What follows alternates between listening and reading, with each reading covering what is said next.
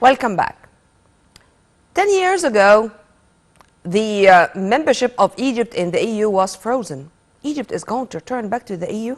The answer is yes, because it's Egypt, and we already assumed even the presidency of the EU in 2019 and the presidency of COMESA last year. Egypt's national reserve were only $16 billion. Now, Egypt is going to return back? Yes, and it's more than 40 now. Egypt, are the Egyptians going to have this burden of reform and to shoulder this responsibility when we do start our economic reform program? The answer is yes, because this is Egypt, and the Egyptians knew well that their identity is there to give them more determination, more resilience, and to continue on the right path to save their country and to regain their country, to let our country regain its regional and international position. To shed more light on the political and economic achievements of Egypt in the last 10 years, we are very much delighted to have with us via phone Dr. Mohamed Azim Associate Professor of Political Science, Helwan University. Thank you very much for being with us, Dr. Shimi. Good morning, firstly, and it's my pleasure to be with you. Okay. Thank you, sir.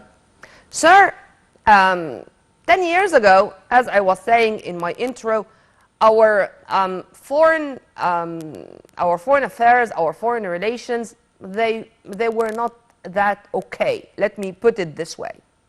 And our relations, even with our strategic allies in Africa, they were not that good. Our foreign relations with the East, with the West, they were not that good. Now the case is totally different, as we do have our foreign relations based on mutual respect and win-win situation. And we are back to Africa, considering our African allies as the closest, because Africa is our strategic depth. If you agree with me on that, and would you let me know about your vision regarding the progress we did through the past 10 years to boost our relations with our allies and with the whole world, whether from the East or the West? Let me firstly to really congratulate the all Egyptian and from the leadership of Egypt, Mr. Abdel, and all the Egyptian actually with this memorizing this very great event in Egyptian modern history, and which is really engraved in the memory of all Egyptians, not just for the generation, but I think for the future generation of Egyptian. I'm really totally agree with you, because it was really turning point in our history, because it's a kind of leading by millions of Egyptians who was going to streets, and we memorize what happened to express the rejection from Egypt to attending this kidnapping this country, and from the group of people who try to changing the identity and pushing Egypt for the darkest of history by trying to making a lot of changes for the identity of Egyptian people. But as we all knowing what really happened during this time from the Egyptian population and even from the Egyptian army, was going together to keeping this country in the direct way, as you just mentioned about the situation which we having before and even during this time, not just for economic or even political situation, but even for all different actually aspects, because it was really one of I think one of the mostly critical situation for Egyptian and even for Egypt after the revolution really happened, and mostly. What is we gain from that? We appreciate a wonderful decision after this revolution, because related to diversification of the sources of armaments from different countries and development devices for equipment, and which made like decision not just for no subject for any pressure, but for Egyptian army, which ranked among of the strongest all over the world. That the strength of Egypt designed the strength after revolution, especially for the appearance of strategy against any try to threaten of national security. We will know very well what really happened around us from different crises in a very prolonged links for the Egyptian national security in Sudan and in Libya and Yemen and all other crises. And what explained with differences, I think, is to impressive development, actually achievement for during revolution. What we have to mention after 10 years of the revolution, the first, the whole region countries, in fact, world issues and the strength already happened from becoming a number of the countries regions with witnessing this conflict and crisis and political and security and unrestricted security issues happen, and with the rising become a largest and the strongest country. Although we really, faces and we have the different kind of challenges recently. Last 4 years after COVID-19 crisis and even Ukrainian-Russian war, and even what we have when we get for the following economic crisis, but we have to mention about the long scene from the Egyptian leadership for the to develop the Egyptian economy, and very long scene for the Egyptian economy after one of the bad area for the Egyptian history under the governing of Muslim Brotherhood leadership this time before 2013. Amen to that, sir. And to add to what you have just said, we were fighting terrorism via the security solution, of course, and in the same time via development, via mega projects. And we adopted the hard path, the economic reform back in 2016.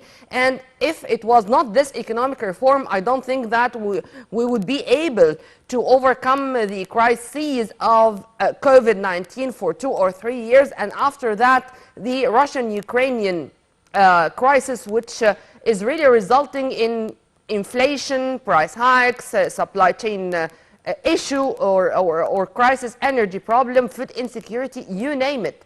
And now the Egyptian experience is to be conveyed to many countries in the world, and we do have this exchange of expertise between us and our allies to convey this message.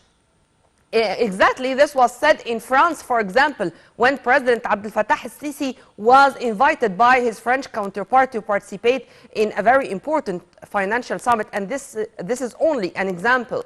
If you please elaborate on that.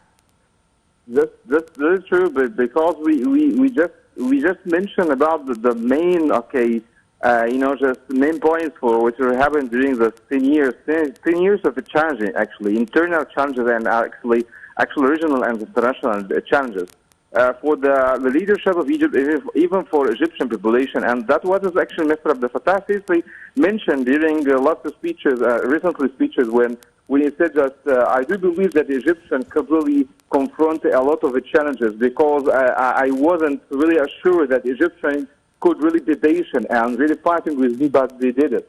That's what really he tried to let the Egyptian, because we had really a lot of challenges, and we still have a lot to work on that. That was the really word representing that there is a very engagement, between the leadership and Egyptian people, even just for a very critical situation and turmoil point for Egyptian people and Egyptian history I just mentioned.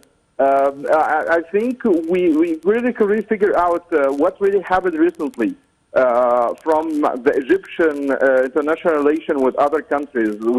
We had a very great network with Egyptian foreign policy and Egyptian really international relations with other different major powers. Egypt right now is starting to have innovation to making like a meditation for the Russian-Ukrainian crisis, and then playing a very great role for this crisis, and it plays the same role in the region. Mostly of the crisis over here we have in the Middle East. leading by Egyptian leadership and Egyptian vision for mostly of issues like that. Yeah. And Egypt really have we have to know that Egypt has a vision towards the economic crisis and what we have to work together from all the country all over the world, and we can really, I think, analyzing the vision from all the world countries. Recently, 8 or 9 months ago, when we hosted COP27 in Sharm el-Sheikh, here November Egypt, one of the 2022. greatest events. Excuse me. November 2022. Yeah, that's true. Okay, so was one of the greatest events, which has led us to make like evaluation and appreciate the role of Egypt right now, and what we gained from this revolution, what we gained from the development we have in Egypt, and which look all the world respect the role of Egypt and respect that is we still try to going to making a enlarging project, as you mentioned, and a very mega project which lets Egypt to starting a new era with a new and the great I think steps towards the new government, as the Mr. Abdel Fattah Sisi mentioned many times. Egypt 2030. Amen to that, sir.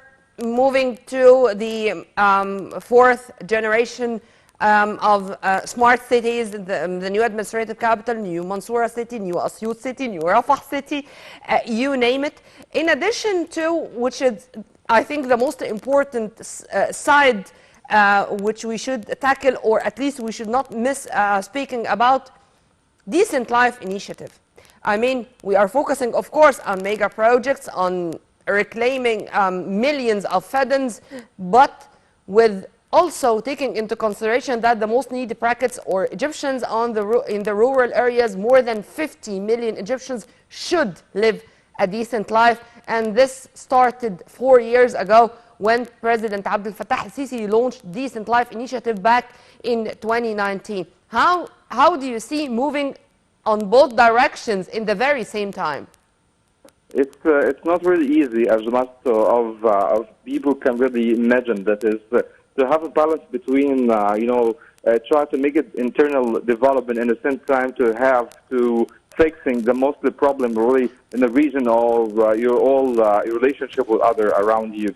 Because we after 2013, as you just mentioned, what was really I think one of the critical situations that they have for Egyptian people, because we have a lot to work. At the same time, it is not really easy to live the Egyptian people thinking that is we have to stop without development. And actually, there are a lot of projects we did actually during this time, last 10 years. Okay. And we still have a very great, planning project already on a spot right now. Yeah. But I mean, just here, one of the critical point happened during the last 10 years. That is, we make a conjunction and link between Egyptian development and region development too.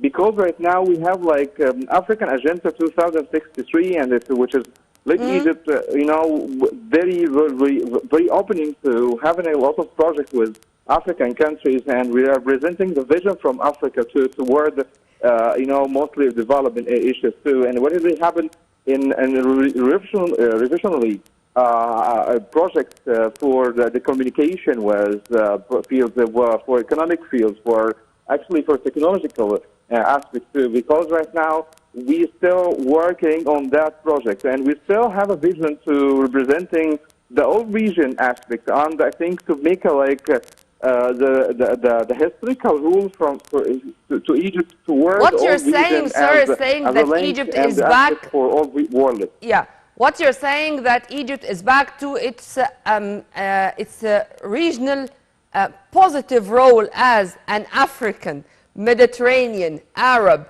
Islamic nation.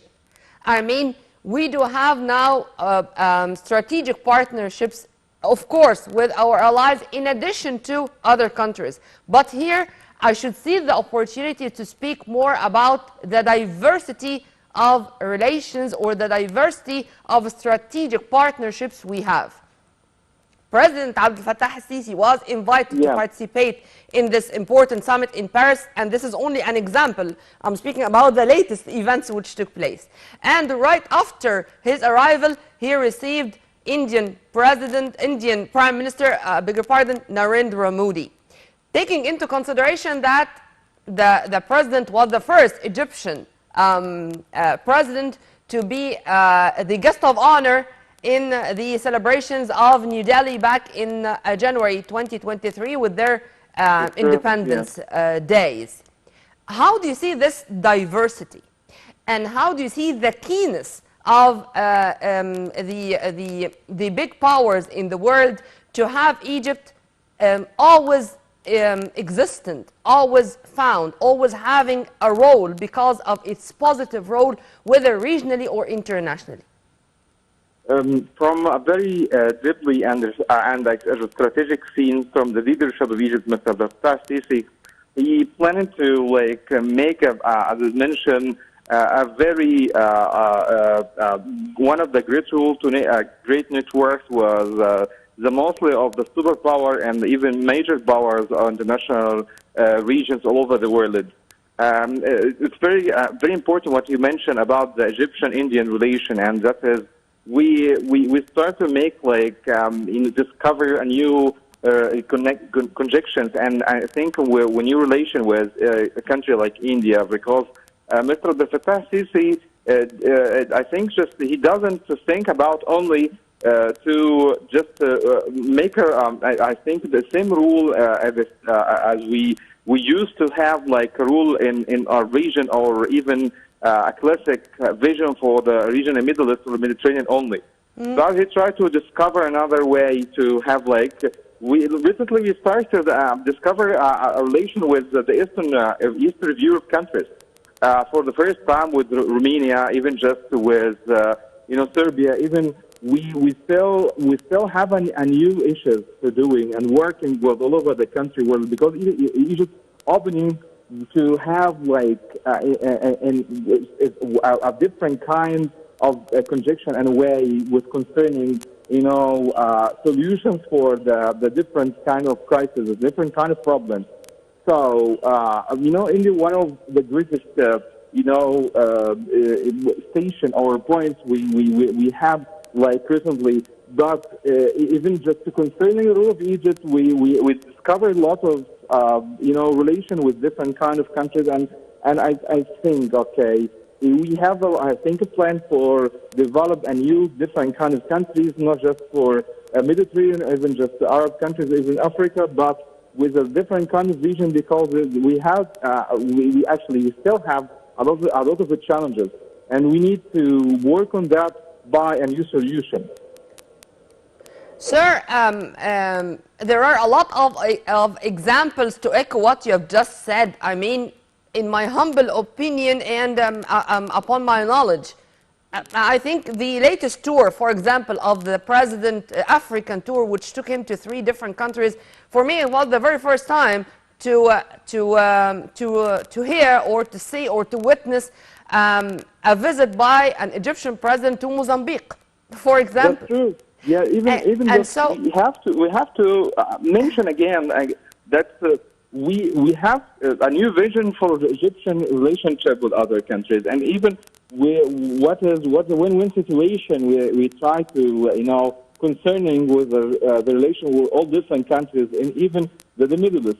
At the first time, we really can mention that is even the Arab unity is still representing a new way to dealing and even to negotiate with the superpower. At the first time, when we talk with United States and Russia and China, Arab countries start right now leading by Egypt to work together, not just to negotiate. We starting to talk individually, but we start to work we have a common interests. We have a common, really, as you know very well, that we common have interest, a common win-win situation, mutual respect. These are the key words we have. which Yeah. we really succeeded to build in the last 10 years. Dr. Mohamed Abdel Azim Shimi, Associate Professor of Political Science, Helwan University. Thank you very much for your input, sir, and have a very good day. Let's return back to our beloved country and to Upper Egypt this time, and to go to particularly to Aswan, to Kima project. It's a very large complex, and it's a huge achievement in the field of producing fertilizers, not only to meet the needs of our local market, but also to export fertilizers and ammonia to the whole world. One of the priorities of the president and our political leadership, when you do have your food, you are secured. And to ensure that we are enjoying food security, it's very important. Kima was one of the very important achievements in this field. Let's watch, and then we are going to turn back with more. The Kima factory is one of the biggest industrial complexes in Upper Egypt, and its production capacity amounts to 1,200 tons daily. President Abdel al-Sisi said that rights of workers should always be at the heart of any reform measures taken by those factories, stressing that workers should always come first. The Kima to ammonia and urea factory has a production capacity of granular urea and ammonium nitrate at about 1,200 tons per day, with a total development cost of over 11.6 billion Egyptian pounds. The project is built on an area of 150,000 square meters, equivalent to 40 acres, and provides about 3,700 direct and indirect job opportunities for young people. The project runs on natural gas instead of electricity and produces a total of 570,000 tons annually. The project contributes to the economic